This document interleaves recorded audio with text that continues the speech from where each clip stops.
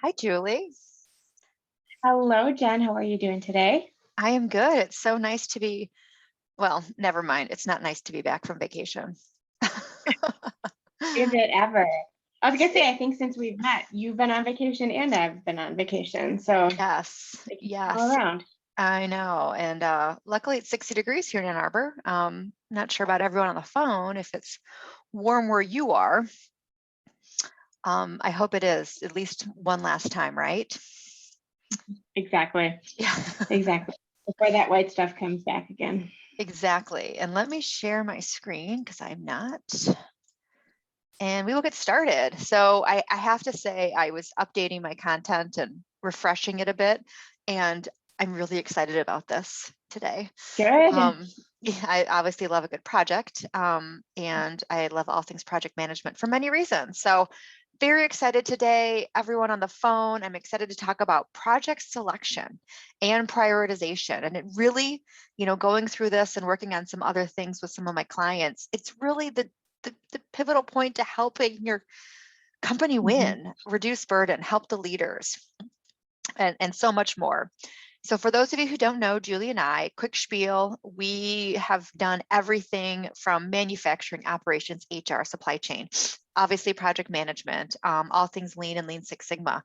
And we love to solve problems. We love to understand root cause. We love to partner with businesses to create unique solutions, right, to help them grow. And one of the biggest wins we've had, I would say, obviously in 2 years, because it's also our 2-year anniversary, is we help Woo. companies obviously and departments win. We make lives easier for their leaders, who then make life easier for their employees, who can drive engagement, get people excited to work. And what does this do? Positive impact to the bottom line. And so our solutions also happen to be listed in our logo. And these are the ones that we work with all of our clients on. What can we do? We can perform this work. We can customize it to your needs. We can train you. We can come in and speak. We can train the trainer. We can come in, and almost be an employee, right? Without having to hire someone and help you all that way. So lots of things on here. Reach out if you've got more questions. I have a lot of content, so I want to, get going. So what are we doing Absolutely. today? I will jump in there quick for you, Jen. Um, Even if you want us to come talk, I talked at DTE last week for their Improve-a-Palooza, which I thought was an amazing thing. They do a whole event on just improvement projects that they're working on. So if you want a guest speaker to come in on that, call Jen and I. Absolutely. Thank you, Julie. So what are we doing today? Why am I so excited about this? We're going to talk about what project management is. We're going to talk about that selection process and prioritization. And then you get a real life example of the Tankanau family. And the biggest thing though, and I know Julie and I are super big into this, is we want you to be able to apply this, hence the whole action shot. We want you to leave here and be able to apply and take action in your own lives. I also kept this operational excellence slide in. I'm not going to read it because you can, take a screenshot and see it now or see it later. And we've talked about this concept a few times. We did a whole series on it with Ann Arbor Spark. And I brought it in because obviously it links up well with our logo, but it's truly our foundation. And when we're investigating solutions, creating tactics, implementing and delivering what we promise, we come back to this, right? People, process, systems, and strategies. And one of the best things is that it helps us with our repeatable results, which we then transfer to our clients. So huge into operational excellence as our foundation. And like I said earlier, Julie and I have been in multiple departments, multiple businesses, different roles. We always come back to this, right? It's our true foundation. So it does not matter if you're making cars or selling, benefits. This is usable and applicable to your life. So what is a project? In simple terms, it's something that has a start and a stop, right? It's a unique event, something you're trying to accomplish. So it's not tactical stuff that you work on every single day. Projects need to end. We'll touch on that a little bit shortly. And they need to be handed off to the owner who owns the process, who owns the software, who owns whatever was implemented. That's a big thing. And no matter what, it starts with an idea. And hopefully those ideas are generated from your strategic planning activity, right? Where you're going as a company and how you're going to get there those gaps help brainstorm what your projects are going to be. And we're going to be talking about why we might not like projects so much in a little bit. So feel free to get some of those thoughts in your head. and projects are everywhere, right? And I know we've, in some of our leadership training, we've talked about the decision overload and the burden of being a household leader, a parent, involved in volunteer stuff. There's so much outside of life or outside of work that impacts your life. And so with this slide, you can see these are all projects. There's a start and end, right? Broken window, I have to fix it, right? And there's a lot of steps in there, finding someone, scheduling, getting a quote, making a decision. I laughed the whole plan and execute a kid's birthday party. Lots of planning and execution going on there. And gosh darn it, I hope there's an end time for that. Otherwise, that's not fun. Holiday cookies, you're going to see some, again, more examples from my life. Renovating your back patio. These are all projects.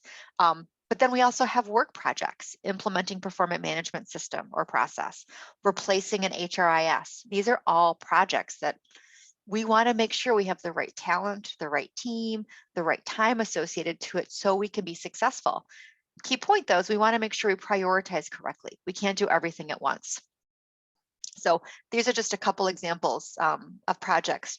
Julie, do you have any other fun ones that you either are doing at home or you want to add to the work side of things? We had that big one, which I called a program this year, where we got our new swim spot in the back, on the back patio. Yes. So we had to take the old hot tub out, take the old deck out, put the new deck in, get the new hot tub in. That was like a 6-month project, thanks to supply chain delays. But everything had to be very well coordinated with the crane driver and all the delivery people and the electrician. So yeah, it was a lot of project management. Yeah.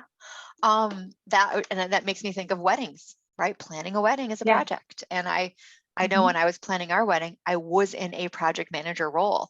And I sometimes wonder, like, did I work or did I plan a wedding? Luckily that was 11 years ago, so I don't have to see that boss anymore. But it's a project. So another key point here is everyone's a project manager, whether you like it or not. Everyone is a project manager. So the thing that I know in some of the elements Julie and I want to hand out is you don't have to be in a project management role or have that title to be following elements of project management. And so us handing these tools off to you can be valuable to anyone in your organization, from administration to execution to leaders. And so what is project management? Big things here is ensuring the project is done on time, in budget, in that scope that's been defined, utilizing, proper, I would say, our applicable methodologies, right? We like to pick and choose which one makes the most sense in the moment versus doing everything, right? And we were just talking about the PMP certification. Is that the right thing for your team or your business? Or do you want to pick and choose and make the tools and templates fit the needs? And we definitely work with our clients now to customize those. And it's also applying the knowledge, skills, competencies, and abilities towards executing that project. It's not just a bunch of hard skills. There's a lot of soft skills included in making sure that projects are successful. And so we have the life cycle of a project, and we could argue that there's more or less in here. I just wanted to get something out there for you as a visual. We have to initiate the project, right? Start to understand the scope, the players, start working on it. We need to figure out what our timeline is going to be, some major milestones. We need to execute. Sometimes execute is doing a pilot or a trial, or it could be going live, right, with the project. We monitor it. Do we meet the needs? Do we do what we said we were going to do? And then there's close, right? And there's elements of improvement for any company in all of these areas. My question to you, and why do I have that dominoes little graphic there, is that things can fall at any point. But if we don't start it off correctly and actually select the right projects, what are we doing? So, pop quiz. Julie, I know you know the answer. When do we select projects? Oh my gosh, I love this. We should be selecting them before we do our budgets for the next year. Yes. Doing it with our strategic plans, which should also come before budgets. Yes, I did not include that, but bingo. We need to be And all the doing, time, yes, all of the yes, time, because you can always, this is the big thing too, you can yep, always pause it if you need to. correct. And you do that because you know the goals you're working towards, you know what you're doing, you know your Yeah. resources, et cetera. So being confident enough to pause something is a fantastic attribute. But yes, we should be selecting projects before we start them.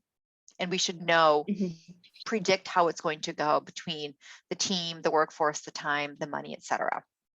So again, it's good to know what your strategic plan is, what your budget is, and then select so you can go.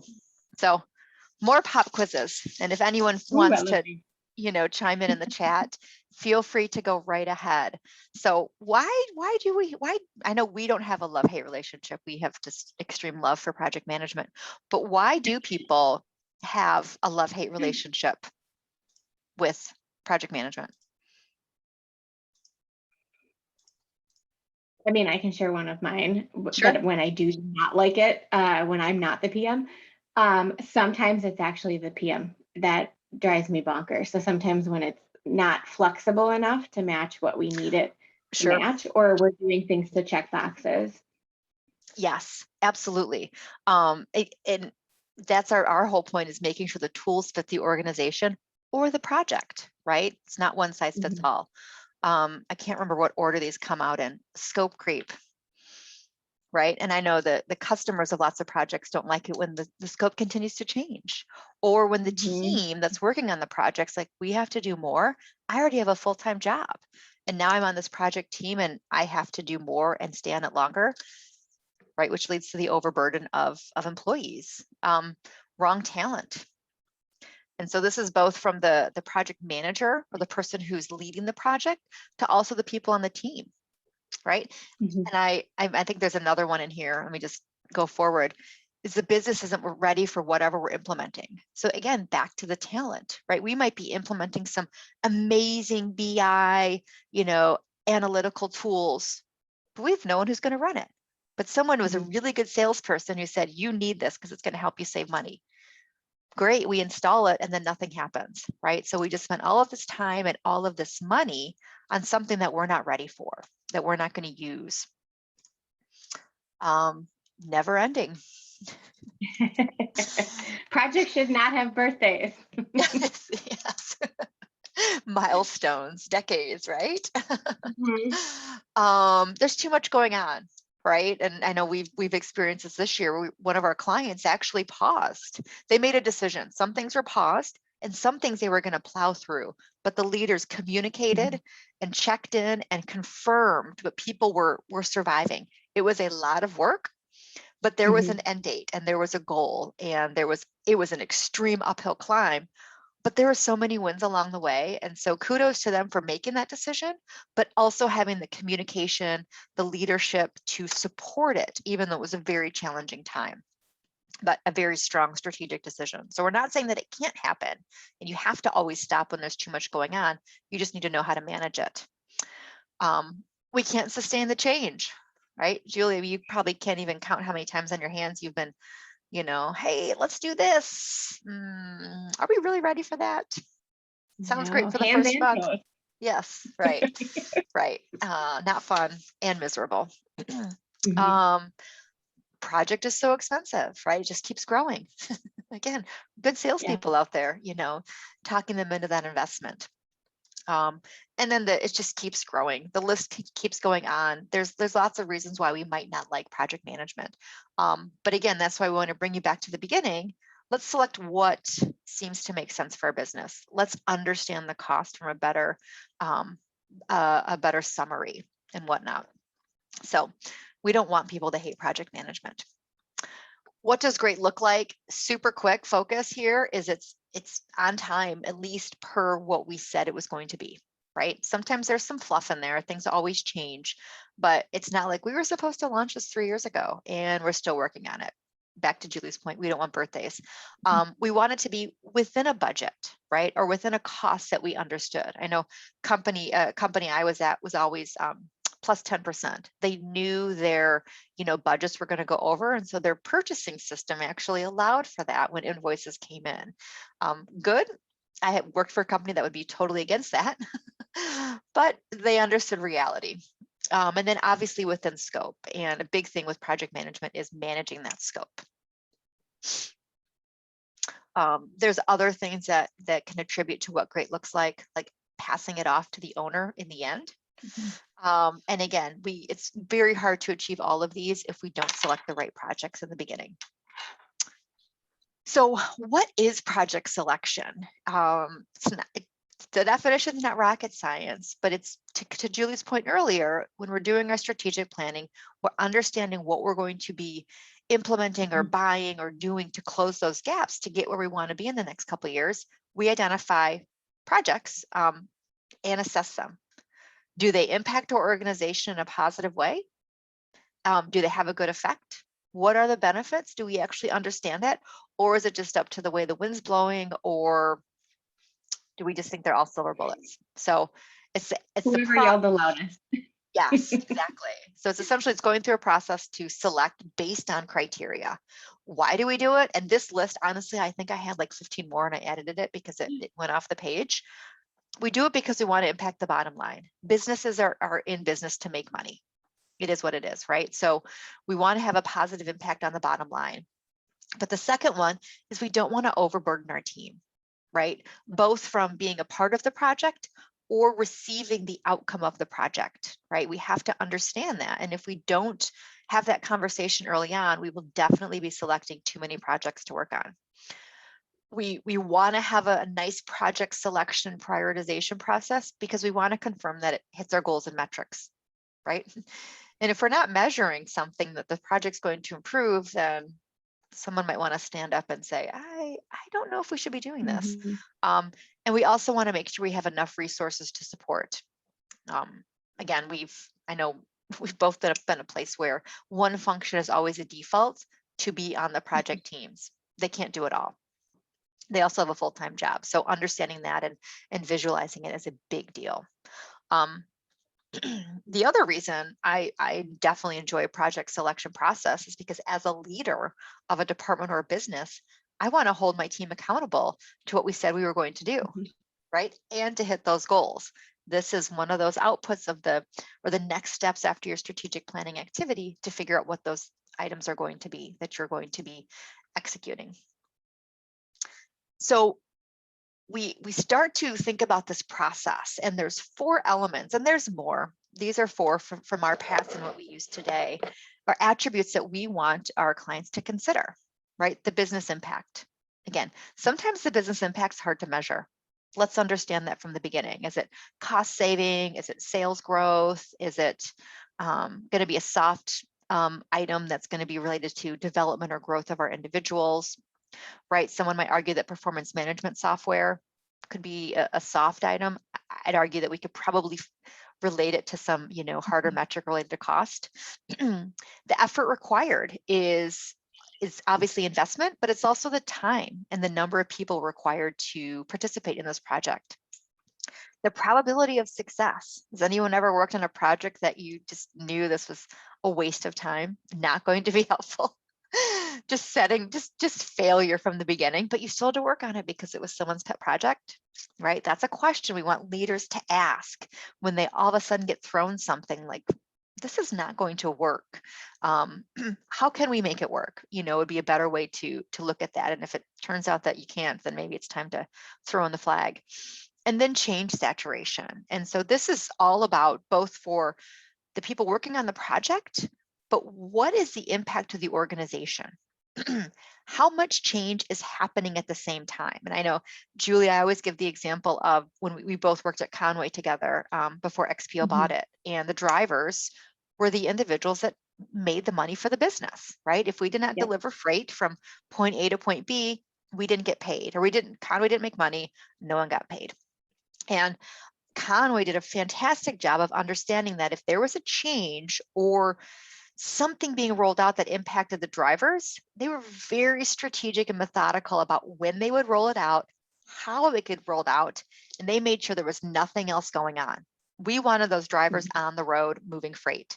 And so when the handhelds were rolled out, it was a very methodical process to make their training amazing and quick and easy to understand, right? So they could start using Yeah. handhelds and go. So understanding that and understanding who you're impacting with this project rollout is so key. What else is going on in their life?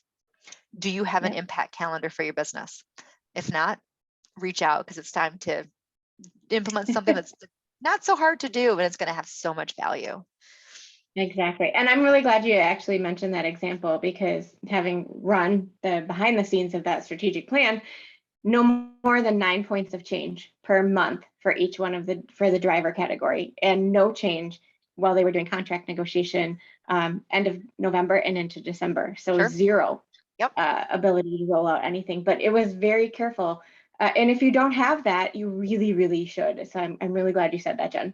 Yes, absolutely. And it helps you make decisions easier. What should we not do now? What should we do later? And it also helps with the project aspect to make sure that project's going to be successful, deliver results, and be adopted by everyone. Yeah. So yes, such a fantastic example. And because we love visual management, because it helps tell a story, it helps ensure everyone's on the same page and they were seeing the same thing. Hopefully we understand it the same way. I'm sharing the matrix that we've used, benefit effort. And you can see, well, it's hard to see behind me, but it's the one that I took a picture of with Lauren's dog, the picture that I posted on LinkedIn, I think last week. So benefit effort matrix, or impact and benefit, however you want to, talk about it. We want to plot this, is it low, medium, or high effort, or low, medium, high benefit? And I know you're thinking, Jen, this is so subjective. It's just up to everyone's opinions. Part of it, yes. However, we can work just a little bit harder to make it objective, add numbers, quantify these items so we can actually visualize where they go. From an effort and cost standpoint, we could actually put numbers around low, medium, high. From a time investment, we could put numbers around low, medium, high, as well as the people. And so we plot things on here, and the things that are lower effort, higher benefit, I probably need to be over here for the people on the call.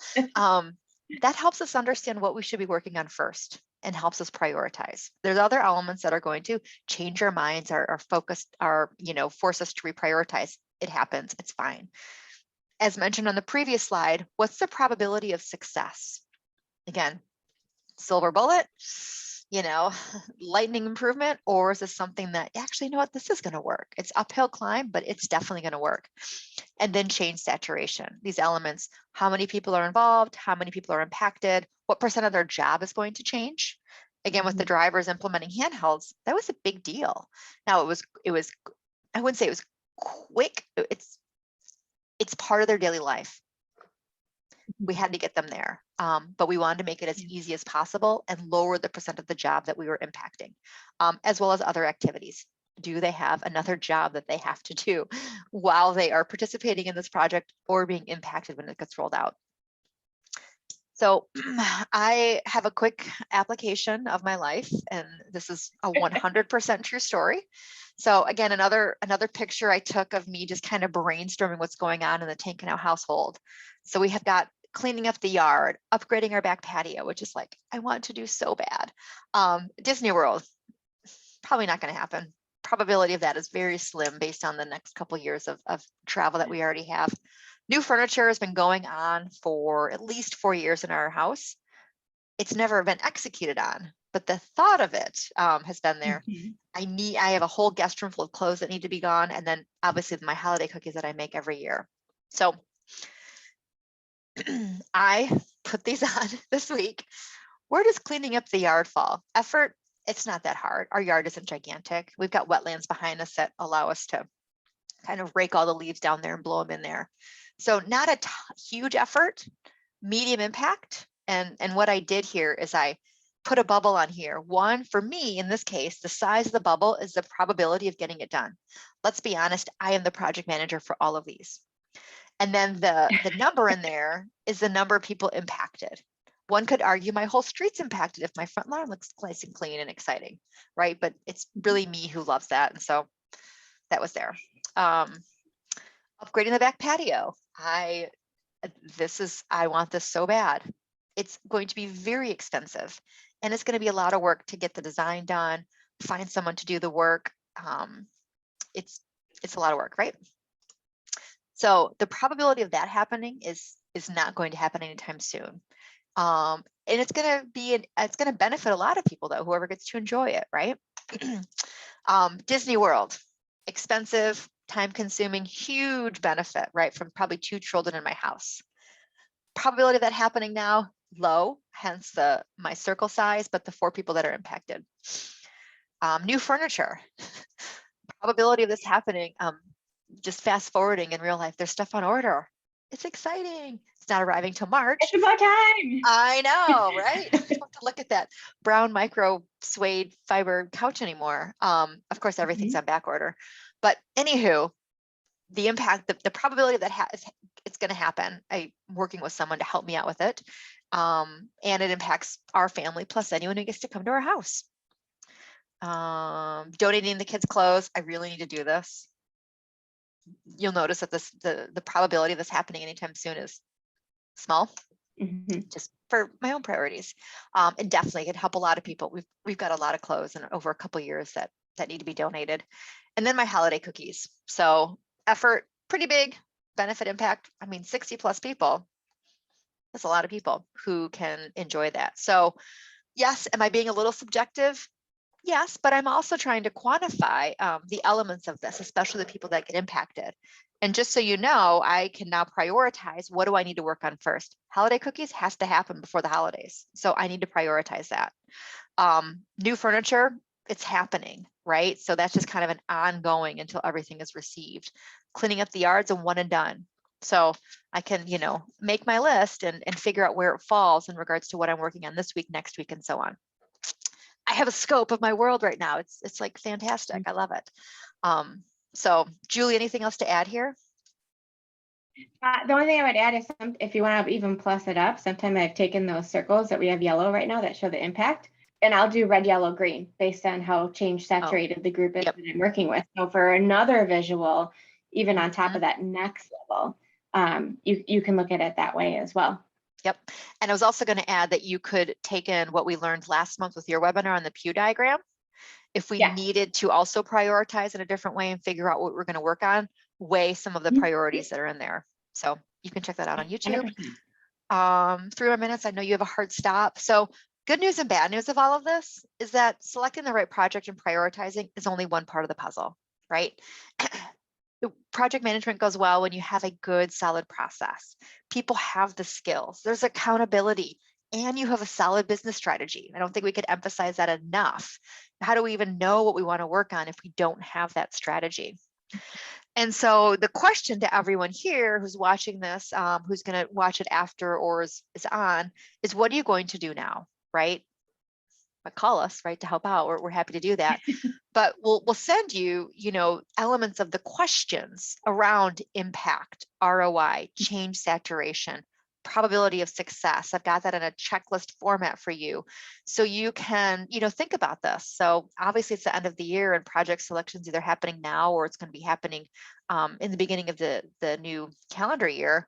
What are you going to do? How are you going to arm yourself as a leader to politely challenge the people around you who want to implement their own pet projects, when in reality, it might not be the best thing for the organization. It might not close the gap to get you where you want to go. So I really want you to take these questions and use them to the benefit of yourself and obviously the organization and your team. And if you have more questions or you'd like to know more about project management, we can certainly help you in multiple ways, everything from helping with your organizational strategy. What does project management mean to your business as a foundation? Obviously, custom training and application, but also custom process development. I'm working with someone right now on their project management process, tools, templates, order of operation, who's included. And it's fun because we're using their history to create it. It's not just a cookie cutter approach to project management. It's really linked to their opportunities and problems from the past to help them grow. And obviously we've got tools, templates, and just overall support. So please reach out. You can find us at jointpivot.com. You've got our email addresses on there. And I hope you now have a little more insight into the project selection and prioritization process. Absolutely fantastic, Jen. And I will say, hey, this is our last webinar of 2021. So we will restart our series because we give everybody off in July and December because everyone's busy. So we will be starting fresh in January. So make sure you watch out for our 2022 series of webinars. If there's anything that you want to know more about that we may have covered already, but you want to dig in deeper, or you're like, hey, I've never heard about this, or I don't know about it, reach out to us, and we're taking topics for webinars for next year. And then also you'll be getting this information too. If you haven't signed up for our newsletter, head on over to our website and make sure that you logged in for that to ensure you get a copy of everything here today, as well as upcoming notices for those webinars that are coming as well. Awesome. Thank you, Julie. And happy 2 years of JointPivot. And we will be celebrating later this month. So Absolutely. very excited. Got it. So, all right. Bye, everyone. Thank you for joining us today. Thank you.